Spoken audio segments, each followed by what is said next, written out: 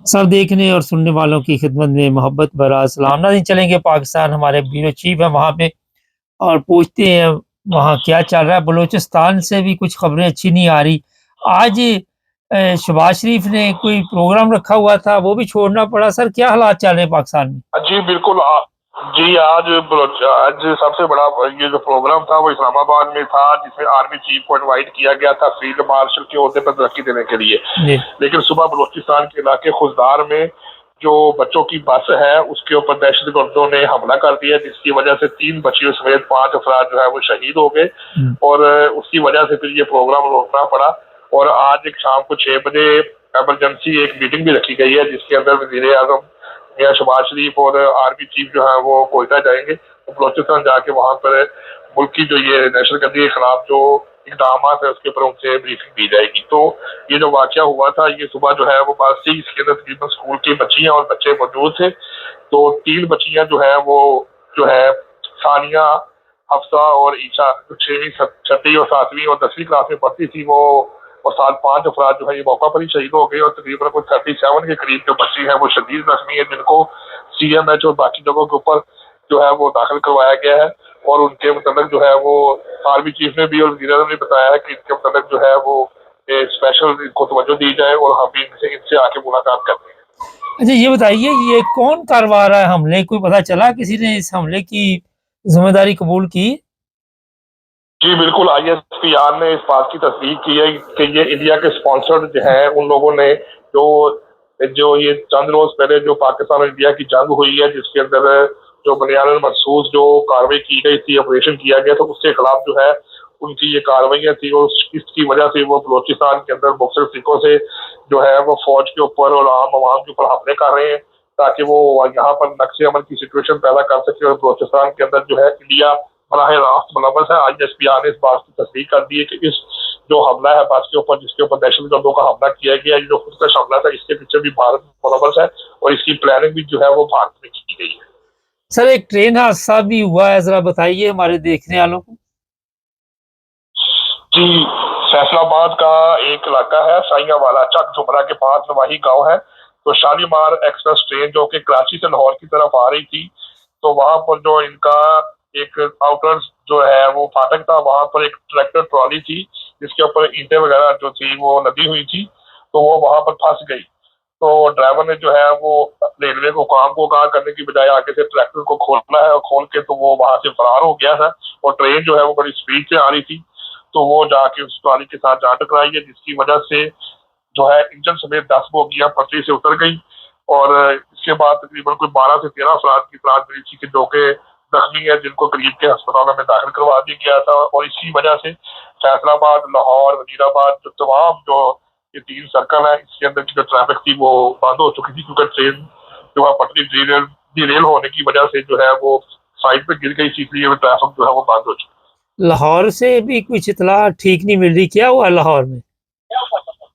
जी, शाम के टाइम पे लाहौर के इलाके गाजियाबाद का इलाका है निजामाबाद, वहां पर एक बम धमाका हुआ है। और वहां पर बम धमाके की वजह से एक खातून, 4 बच्चों समेत 8 अफराद जो है वो जख्मी हो गए हैं, जिनको फौरी तौर पे जो है करीब के हॉस्पिटल में दाखिल करा दिया गया। पुलिस और बम डिस्पोजल स्क्वाड जो है वो मौके पर पहुंची है और वहां पर जाकर उन्होंने इस धमाके का जायजा लिया। और कोशिश ये की जा रही है, यानी शायद इनके मुताबिक ये कहा जा रहा है कि वहां पर जो है वो सिलेंडर का धमाका हुआ है, लेकिन पुलिस ने अभी तक इस बात की तस्दीक नहीं की कि वो सिलेंडर का धमाका था या वो कोई और मसला था। वो मकान की गली नंबर 9 है निजामाबाद की, उसकी मकान की बलाई मंजिल के ऊपर जो है वो धमाका हुआ है, जिसकी वजह से वो पूरी बिल्डिंग जो है वो नीचे गिर गई है और आस पास की जो बिल्डिंगें हैं उनको भी नुकसान पहुंचा है।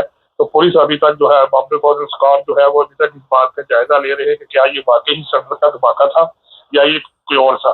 तो जितने भी जख्मी अफराद हैं, जिनमें खवातीन, बच्चे और जो साथ के जो लोग हैं, 8 अफराद टोटल जो है वो जख्मी है, उनको करीब के जो सरकारी हॉस्पिटल है उनमें दाखिल करवा दी। अच्छा, ये एक मेरे पास भी कॉपी है, आपके पास भी है FIR की, तो ये तहरीक लबैक का उन्होंने कवानीन की खिलाफ वर्जी की है जी?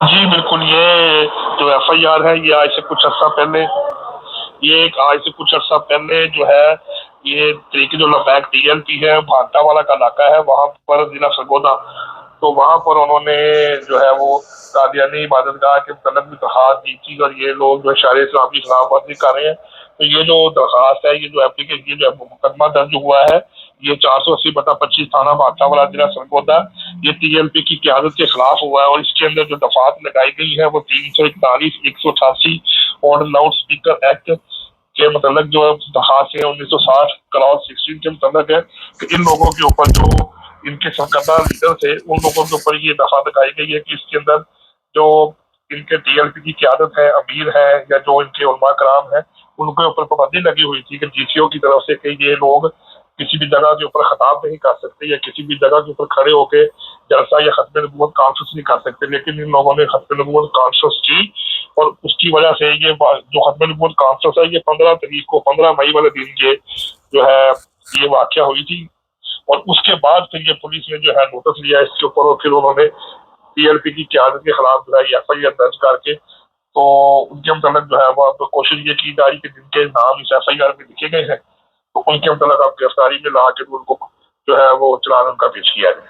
ये तो काफी बड़ी तादाद में नाम नजर आ रहे इसमें।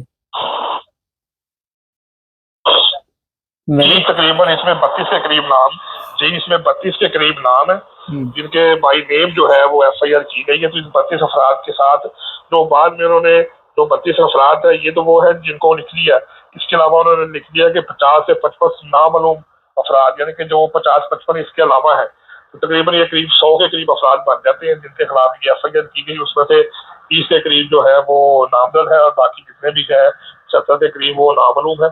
तो अब पुलिस ने जो है इनकी क़यादत को जिनके नाम है उनको भी गिरफ्तार करना है और जो उस प्रोग्राम में शामिल थे उनको भी गिरफ्तार करना है। उसके बाद इनको चालान बना के तो अदालत में पेश करना है। तो अब देखना ये है कि क्या पुलिस कितनी जल्दी TLP की क़यादत को जो सरगोदा से तलक रखती है, चन्योर से तलक रखती है, उसको गिरफ्तार करती है। क्या ये फौरी तौर पर गिरफ्तार हो जाती है या वो अपनी हिफाजत के लिए वक्त से पहले बेल करा सकते हैं। अच्छा, वैसे तो ये कहते हैं कि हम कवानीन का एहतराम करते हैं, हम कवानीन तोड़ते नहीं, हम आइन का एहतराम करते हैं। तो जब ये खुद गैर कानूनी काम कर रहे हैं तो फिर आप क्या समझते हैं कि यहाँ पे पुलिस क्या करे वैसे? देखिए इनको जो FIR के मुताबिक है कि NOC लेनी पड़ती है। जिस जगह पे आपने खत्म नबूवत की कॉन्फ्रेंस करनी है वहाँ की जगह पे आप मुतलका थाने से, मुतलका इंतजामिया से, जिले इंतजामिया से, लोकल इंतजामिया से इजाज़त लेते हैं कि मैंने ये प्रोग्राम रखना है, इसमें इतने अफराद होंगे, इतनी पुलिस होगी। लेकिन जब आपको हुकूमत या लोकल गवर्नमेंट या मुतलका यूनियन काउंसिल या जो भी अफराद वहाँ पे मुतलका जो इंतजामिया के लोग हैं वो जब आपको इस बात की इजाज़त नहीं देते तो फिर आप कानून की खिलाफ वर्जी काबे होती है। तो अगर इन लोगों को ये पता था कि हमने यहाँ पर खत्म नबूवत कॉन्फ्रेंस रखनी है और उसकी इजाजत भी लेनी है तो इनका काम था प्रॉपरली इसकी इजाजत देते हैं, लेकिन इन्होंने उसकी इजाजत नहीं ली। इसके बाद पुलिस ने वो खुद जो है वो इनके मतलब कार्रवाई करनी पड़ी और पुलिस ने ये FIR में इस चीज का जिक्र भी किया है कि DCO साहब की तरफ से इसमें वो अफराद भी शामिल है जिनके ऊपर पाबंदी लगी हुई है, उनकी जुबान बंदी है कि वो खिताब नहीं कर सकते, वो किसी जलसे में नहीं जा सकते। किसी को 40 दिन की होती है, किसी को 60 दिन की होती है, किसी को 90 दिन की होती है। तो इन लोगों ने दोनों तरफ से खिलाफवर्जी की है, जो इनको पर पाबंदी लगी हुई थी वो भी और जो इन्होंने लाउड स्पीकर का इस्तेमाल किया है और जो हुकूमत के खिलाफ जो उन्होंने वहां पर तकारीर की है उस तमाम मामला के मुताबिक पुलिस जो है वो देखेगी क्या स्टेट इनके खिलाफ कार्रवाई कर सकती है या स्टेट इनको मौका दे। और इसके अलावा कोई वहाँ की खबर पाकिस्तान से सर?